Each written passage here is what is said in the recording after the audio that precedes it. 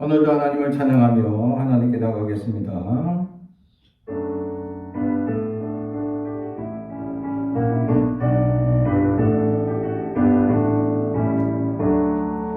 기쁘다 구주 오셨네. 한 백성 맞으라. 온 교회여 다 일어나. 다 찬양하여라. 다 찬양하여라. 다 찬양하여라. 구세주 탄생했으니 다 찬양하여라. 이 세상에 만물들아 다 화답하여라. 다 화답하여라. 다 화답하여라.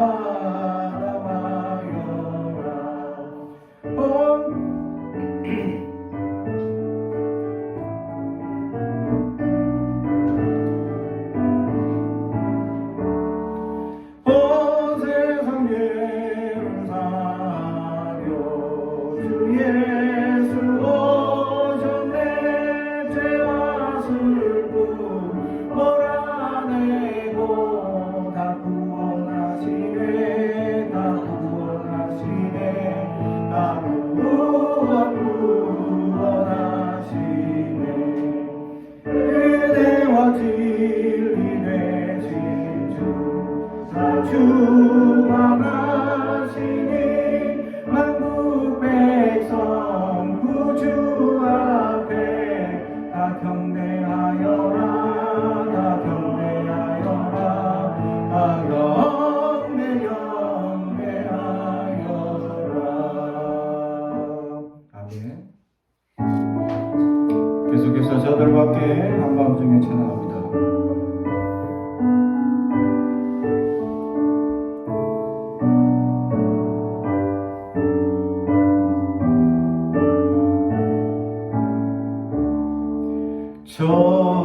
저들과 함께 한밤중에 양틈에 자던 목자들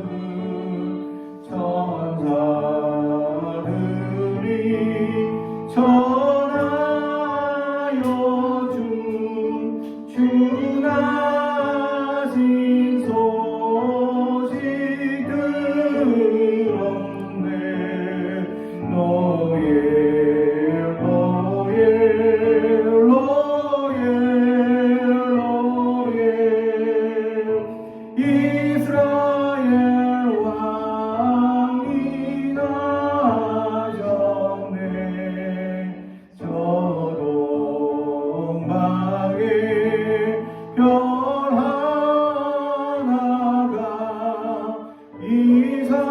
이상한 빛을 비추어 이 땅 위에 그 영광이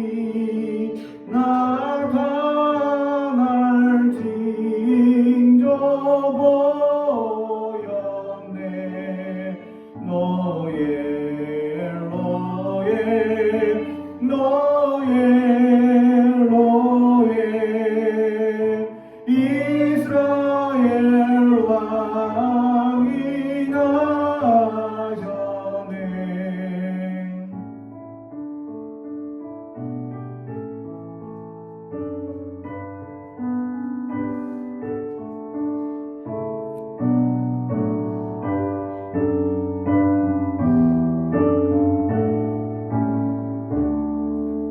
그 한 별이 베들레헴 향하여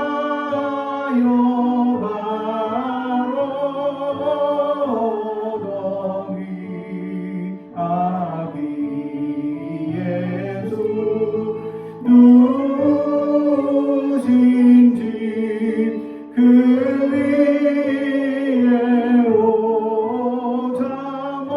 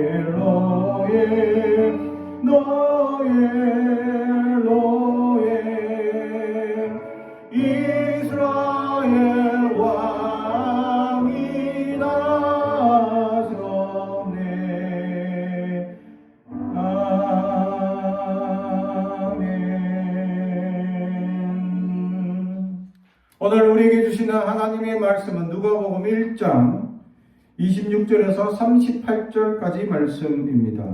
누가복음 1장 26절에서 38절까지 말씀, 하나님의 말씀을 봉독하겠습니다. 하나님의 말씀을 경청해 주시기 바랍니다. 여섯째 달에 천사 가브리엘이 하나님의 보내심을 받아 갈릴리 나사렛이란 동네에 가서 다윗의 자손 요셉이라 하는 사람과 약혼한 처녀에게 이르니 그 처녀의 이름은 마리아라.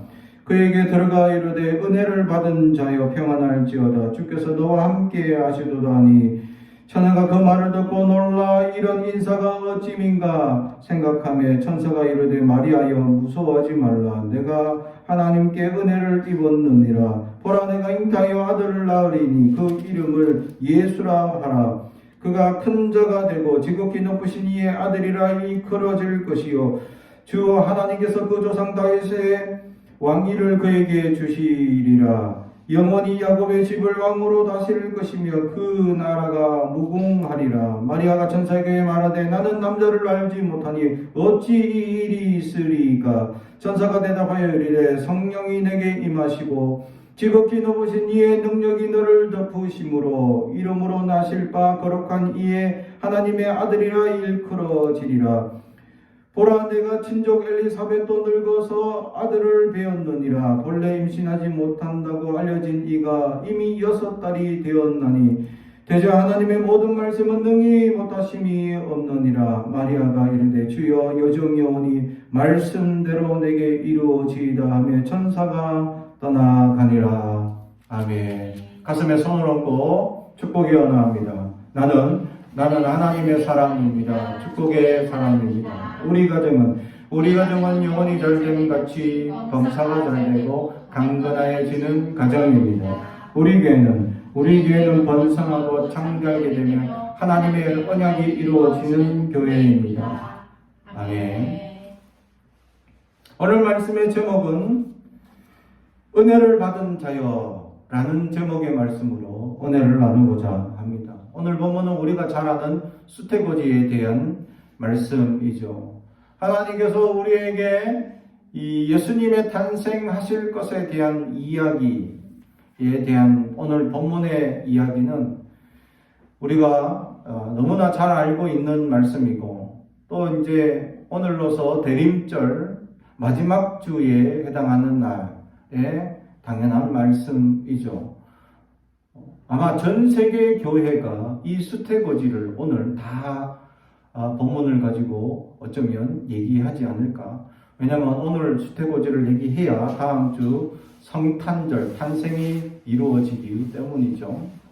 대림절은 주님 오시는 것을 기념해서 이 40일 동안 주일 뺀 40일 동안 하나님 앞에 예비하고 준비하는 기간입니다. 특히 이 주간은 이웃의 가난하고 어려운 이들을 돌아보는 기간이 이번 대림절 기간이다라는 것이죠. 우리가 잘 아는 성탄 추리 또한 기원이 이 교회가 어려운 이웃들을 위하여 그 나무에 하나님의 이 주님의 보혈을 상징하는 이 빨간색 사과와 또 황금색 빵을 걸어서 이제 지역의 가난한 이들이 그것을 따먹고 배고픔을 해소하도록 하기 위한 구제 활동에서 시작되었다라는 사실을 생각해보면 오늘날 교회가 지역사회에 어렵고 힘든 이들을 돌아보고 있느냐라고 물어본다면 거기에 아멘 하는 교회들이 많지 않을 것이다 라는 것이죠. 우리 꿈꾸는 교회는 매년 이 절기 헌금, 성탄절 헌금은 가난하고 어려운 이들을 구제하는데 사용하려고 합니다. 늘 얼마 되지 않지만 그 작은 금액이라도 어렵고 힘든 이들에게 조그마한 도움을 주고자 노력하고 있다라는 사실이죠. 사랑하는 성도 여러분, 참 어렵고 힘든 이들을 찾아서 도와주려고 구제금을 이제 나누려고 상담을 하려고 교회를 불렀는데 도리어 그 어렵고 힘든 분들이 우리 교회를 둘러보더니 아이고 교회가 더 힘들어 보여요. 그냥 교회에서 쓰세요 하는 경우가 허다했다라는 거죠. 요즘 사이에 실제로 보니까 우리보다 더 힘든 사람은 별로 없더라. 참 그러면 세상이 많이 좋아진 것처럼 보이는데 최근 뉴스를 보니까 뉴스에 온 가족이 몰살하거나 또 이렇게 스스로 생명을 끊는 경우가 있었다라는 겁니다. 최근에 이 지역에서도 그런 경우가 있었고 알고 보니까 여러 가지 어려움과 힘듦을 견디지 못하고 그런 극단적인 선택을 하게 되었다라는 사실이죠. 아직까지 이 어려운 이들을 도움을 받을 수 있는 환경에서 사각지대에 있는 자들이 너무 많다라는 거죠. 그러니까 알고 보니까 원래 자기 주소가 있던 지역에서 벗어나서 다른 지역으로 몰래 이사 와서 생활을 하는데 그 왜 몰래 이사를 왔냐? 빚쟁이들이 쫓아오니까. 그래서 빚쟁이를 피해서 이 주소지를 옮기지 않고 몰래 그냥 온 거죠. 그러다 보니까 더 사회적 구조를 도움을 받는 데에서는 사각지대에 놓이게 되는 경우가 있더라라는 사실입니다. 이처럼 우리 주변에는 아직까지 그래도 어려움을 호소하고 고통을 당하는 이웃들이 있을 수 있다는 사실입니다. 물질적인 고통뿐만 아니라 우리의 어려운 이웃들의 정신적인 위로의 사람들이 될 수 있어야 한다는 사실이죠. 우리 주변에 그렇게 우리에게 전화하고 우리에게 하고 싶은 얘기를 많이 하고 싶어서 그래 찾아오는 사람이 있다면 그들에게 충분한 시간을 할애해 줄 수 있어야 합니다. 근데 많은 시간이 뺏기죠. 그래도 그들이 그만큼의 위로를 받는다라는 사실입니다. 그래서 그들이 그 위로를 통해서 은혜를 경험하고 또 그 위로를 통해서 위로를 받을 수 있다면 대림절을 충분히 은혜롭게 지내고 있다라는 사실입니다. 사랑하는 성도 여러분, 오늘 말씀의 제목이 은혜를 받은 자라는 사실입니다. 예수님께서 태어나시기 전에 가브리엘 천사를 통하여 이 마리아에게 나타나서 하신 말씀, 첫 번째 하신 말씀이 바로 은혜를 받은 자여라는 말씀이었다라는 사실입니다. 사랑하는 성도 여러분, 원래는 샬롬이 먼저 나와야 합니다. 근데 은혜를 받은 자여 평안할지어다. 샬롬이 뒤에 나옵니다. 근데 앞에는 은혜를 받은 자라는 것입니다. 마리아가 은혜를 받을 만한 조건이 있고 또 마리아가 과연 은혜를 받기에 충분한 조건이 있느냐라는 사실입니다. 사실 이 단어 은혜를 받은 자라는 이 단어는 신약 성경에서 딱 2번 나옵니다. 오늘 본문과 에베소서 1장 6절에 나오고 있습니다. 거기에는 거저받은이라는 단어로 나옵니다. 다시 말하면 이 은혜 받은 자라는 단어가 거저받은 또는 하나님으로부터 받은 은혜가 무상으로 받은 은혜가 은혜다라는 표현이죠. 다시 말하면 하나님께서 어떠한 우리의 공로나 노력 없이 주어지는 그것에 대해서 말씀하는 거죠. 거저받은. 다시 말하면 거저받은 자여라고 우리에게 말씀하고 있습니다. 이 단어는 모든 믿는 자에게 해당할 수 있다라는 사실입니다. 특히 마리아에게만 특별히 해당하는 단어가 아닙니다. 우리 모두가 하나님께 거저받은 은혜로 살아가는 존재이기 때문입니다. 사랑하는 성도 여러분, 하나님은 우리에게 그 은혜를 거저 주시는 은혜가 있다라는 사실입니다. 세상을 살아가면 살아갈수록 또 세상의 많은 사람들의 이 생활 패턴을 경험하면 경험할수록 우리의 삶과 그리스도인의 삶과 세상의 삶의 가치관이나 또 행동 양식이나 이런 것들이 부딪히는 것들이 생겨납니다. 그것이 뭐냐 하면 세상 사람들은 계약적으로 살아가고 그리스도인들은 언약적으로 살기 때문입니다. 다른 말로 표현하면 세상 사람들은 계산적으로 살아가고 있고 그리스도인들은 은혜로 살아가고 있다라는 말씀입니다.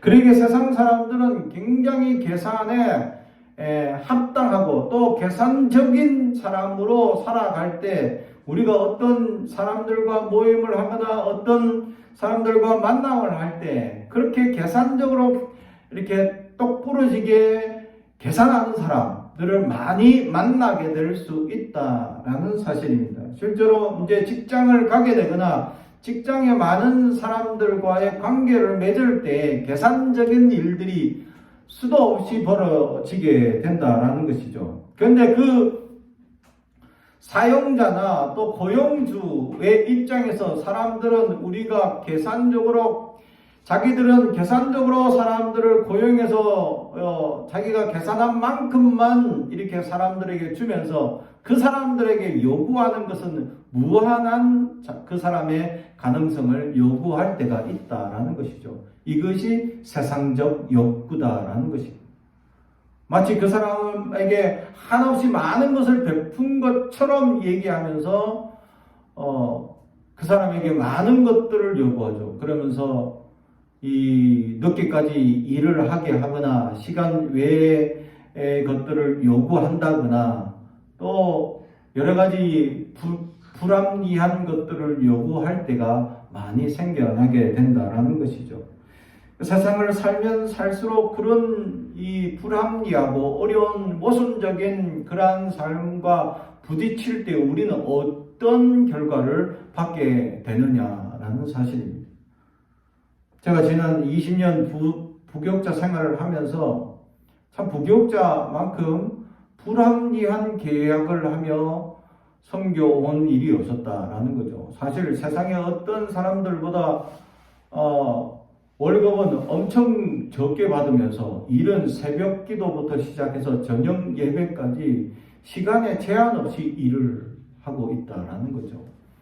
그러면서 거기에 합당한 시간적 계산에 따른 보수를 지급하지 않으면서 도리어 그 사람들을 사명이라고 그 사람들을 둘러 씌워쓰는 엉뚱한 괴롭히거나 어렵게 하는 사람들을 많이 만나게 된다라는 사실입니다. 참으로 그러면서 어떤 경우는 황당한 경우를 경험하게 됩니다. 무자비한 갑질도 경험할 수도 있고 무자비한 이 사람들의 잘못된 선택으로 어려움을 겪을 수도 있다. 교회에서도 이런 계약적인 일들이 벌어지는데 하물며 세상 안에서는 계약적인 일이 벌어지지 않겠느냐라는 것입니다. 그래서 우리는 끊임없이 계약적인 사람들과 부딪히면서 우리의 마음에 이 은혜로 남지 못하고 점점 마음이 빼앗겨서 계약적인 마음으로 살아갈 수밖에 없도록 우리의 생각이나 마음을 되어져 가고 있다라는 사실이죠. 우리는 은혜로 살아서 은혜로 섬기고 은혜로 헌신하고 은혜로 사람들에게 대접하고 은혜로 관계 맺고 은혜로 사람들에게 선물하고 은혜로 그들과 관계를 이어져 나가려고 노력하고 있는데 세상 사람들은 끊임없이 계산적이고 계약적이고 끊임없이 자기들의 이기적인 마음에 합당한 대로만 우리를 사용할 때 우리는 실망과 좌절을 경험하며 세상에 끊임없는 안타까움 또 연약함을 경험할 수밖에 없다라는 사실입니다. 이럴 때 우리 은혜 받은 사람들은 어떻게 이 세상을 살아가야 할 것이냐라는 사실입니다. 끊임없이 계약적인 사람들이 우리를 은혜로 살지 못하게 계약적인 마인드로 계산적인 생각으로 우리를 변화시키고 끊임없이 그것이 더 합리적이고 그것이 합당하다고 여기도록 우리의 생각을 어리석은 것으로 이끌어 나가는 이 세상의 원리를 우리는 어떻게 이것을 깨며 어떻게 이 이기적인 세상을 우리는 은혜 받은 자로 살 수 있겠느냐라는 사실. 첫 번째가, 은혜 받은 자에게 첫 번째가 필요한 게 샬롬입니다. 그래서 오늘 마리아에게 은혜 받은 자예요, 평안할지어다. 할렐루야. 지금 마리아가 경험하는 시대가 평안을 경험할 수 있는 시대가 아닙니다. 로마 시대입니다. 나라를 빼앗겨서 지금 이 나라를 회복하려고 이 여러 지역에서는 지금 게릴라전이 일어나고 있는 상황이에요. 그리고 로마 군들이 이 유대인들을, 이스라엘 백성들을 식민지화해서 어려움을 더 주고 있는 상황을 경험하고 있는 시대적 상황입니다. 이런 상황에서 샬롬이라는 단어, 평안할지어다 라는 것은 정말 그들에게 굉장히 요구되고 있는 상황이었다라는 사실이죠. 은혜 받은 자는 평안을 추구해야 합니다. 이것은 세상이 주는 평안이 아닙니다. 오직 하나님으로부터 오는 은혜 받은 사람의 결과이기도 합니다. 은혜를 받으면 세상이 불합리하고 세상에 계약적이고 세상에 이기적인 사람들로 상처받고 눌리고 힘들고 괴로움만 당하고, 그래서 나도 계약적으로 살까 하고 자꾸 하나님의 약속 언약을 어긋나게 결정하게 할 수밖에 없는 이 세상을 살면 살수록 속상하고 힘들어지는 이 땅 가운데서 하나님의 은혜를 경험한 자는 샬롬할 수 있습니다.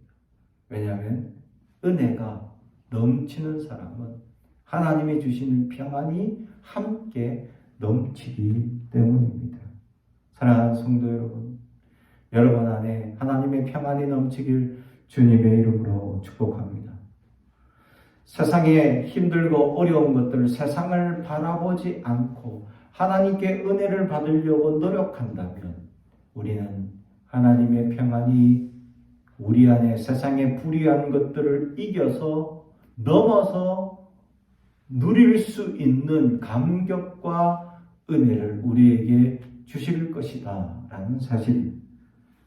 그래서 가브리엘 천사는 이 두려움에 떨고 있는 말을 향하여서 은혜 받은 자에게 첫 번째 필요한 샬롬을 선포해 주고 있었다라는 사실.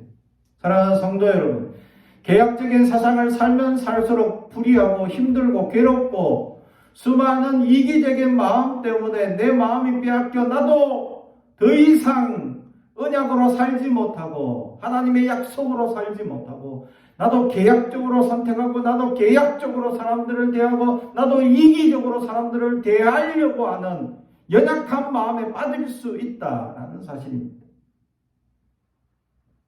그때 우리는 깨달아야 합니다. 내가 은혜를 잃어버린 자가 되었다라는 사실이죠.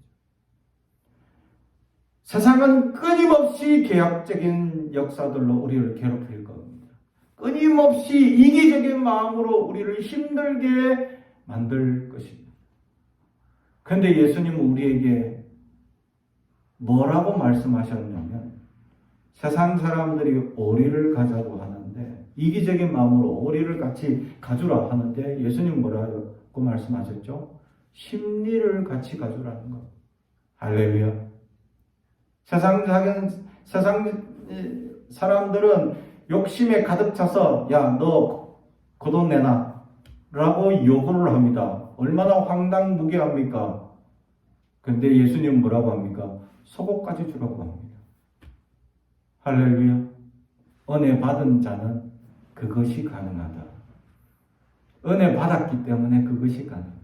은혜를 못 받으면요, 내가 왜 줘? 내가 왜 그러? 내가 오리까지 그로 가준 거만 해도 고맙다고 얘기하지 심리까지 가지면 마음에 안 되죠. 아니 겉옷을 좋아, 겉옷까지는 주겠어. 하지만 속옷까지? 그럼 난 빨가벗는데 어떻게 살아갑니까?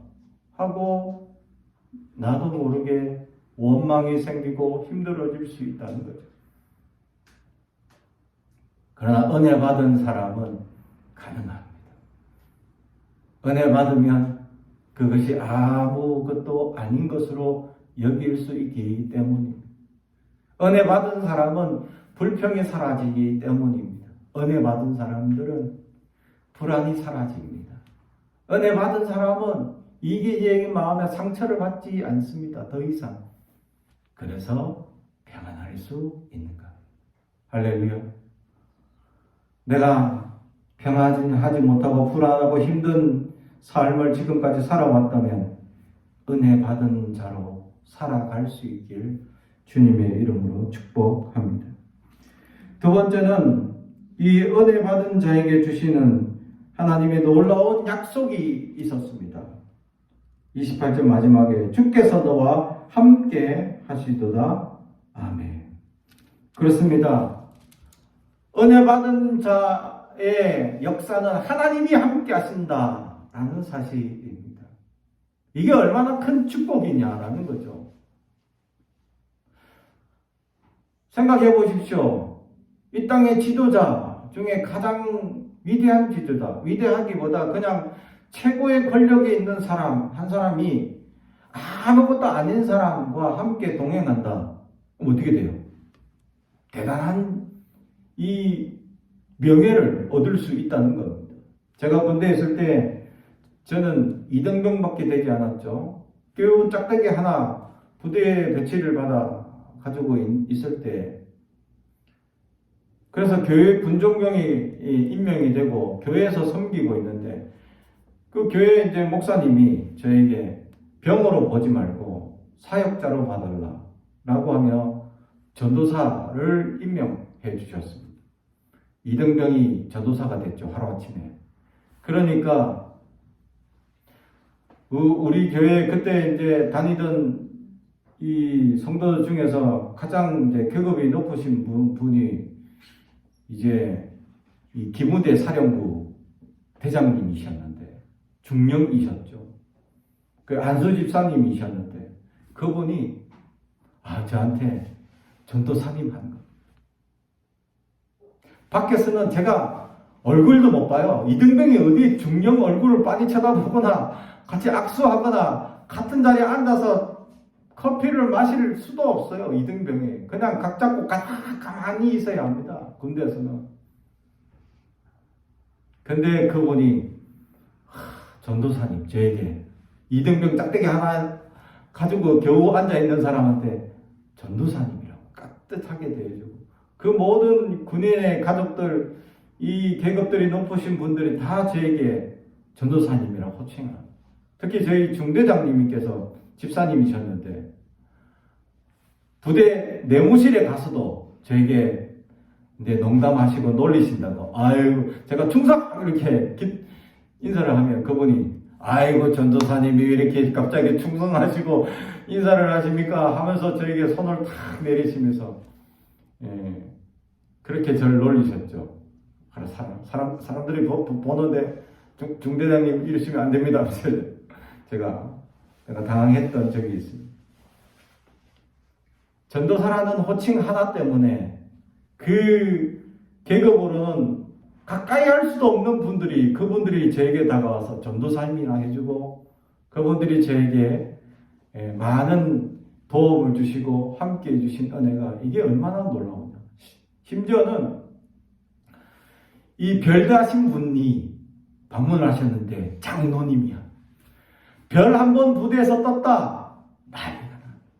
온 부대가 발칵 뒤집어집니다. 청소 준비부터 완전 그분 또 헬기를 타고 오시니까 막 난리가 납니다. 부대 안에서. 장군 떴다 하면 이 스트레스가 막 지수가 엄청 올라갑니다. 한 달 전부터 막 청소하고 난리치죠. 근데 그분이 장로님이셔. 근데 그분이 장로님이니까 교회 오셔서 기도하시는 거예요. 그래서 제가 교회 오신다. 전혀 예정이 없던, 원래는 사령부 갔다가 인사하고 뭐 이렇게 순찰하시고 가시는 건데, 갑자기 교회 장로님이시니까, 교회가 있으니까 그냥 들어오시는 거예요. 뭐 장로님이니까. 나는 아무 생각 없고 아무 준비 없었는데 갑자기 들어오셨더니, 교회 군종병 전도사라고 호칭하고 있습니다. 아이고, 전도사님, 갑자기 저는 장로입니다 이러면서 별다신 분, 옆에 수행하는 사람들이 갑자기 별다신 분이 갑자기 그때 1병밖에 되지, 짝대기 2개밖에 안 됐는데, 갑자기 별 다신 분이 저한테, 아이고, 전도사님하고 고개를 숙이니까, 다들 깜짝 놀라는 거예요. 아니, 전도사가 뭐야? 아니, 뭐길래 도대체 별 다신 분이, 아니, 돈이 1병한테 절을 하고 있어? 그러더니 그 장모님 가시고 난 다음에 난리가 나서 부대가 발칵, 뭐, 친척이냐, 뭐, 아는 사람이냐, 뭐, 빽이냐. 그러니까 기독교를 모르는 사람들은 난리가 났어요. 아니, 도대체 어떤 사람이길래 전도사님한테, 전도사라고 칭하는 사람한테 이렇게 대우하고 있느냐. 그죠? 이처럼 함께한다. 하늘에 계신 하나님께서 모든 권력을 가지고 계신 그분이, 모든 천군 천사를 호령하시는 그분이 우리와 함께한다. 이거는 어마어마한 하나님의 놀라운 우리가 은혜를 누리고 있다라는 사실. 사랑하는 성도 여러분, 그렇습니다. 하나님은 우리를 존귀하게 대하시고 늘 우리의 연약함을 아시고 함께해 주시는 하나님이시다라는 사실. 우리가 연약함에 취해 쓰러지거나 좌절하지 아니하도록 늘 지켜주시고 도와주시는 분이시다라는 사실입니다. 그렇다면 이 하나님의 함께해 주시는 은혜, 또 이렇게 돌봐주시는 은혜, 또 평안을 주시는 은혜, 더욱이 은혜를 받도록 우리와 도와주시는 이 은혜가 어떻게 해서 시작할 수 있느냐라는 것이죠. 오늘 마리아는 놀랍니다. 하나님, 내가 무슨 의인이거나 내가 어떤 놀라운 역사를 이루거나 그렇게 한 적이 없는데 왜 나에게 그런 일이 있습니까? 라고 묻죠. 그럴 때에 35절, 천사가 대답하여 이르되 성령이 내게 임하시고 지극히 높으신 이의 능력이 너를 덮으시리라. 아멘. 할렐루야. 성령이 임하면 은혜를 받습니다. 성령이 임하면 평안이 임합니다.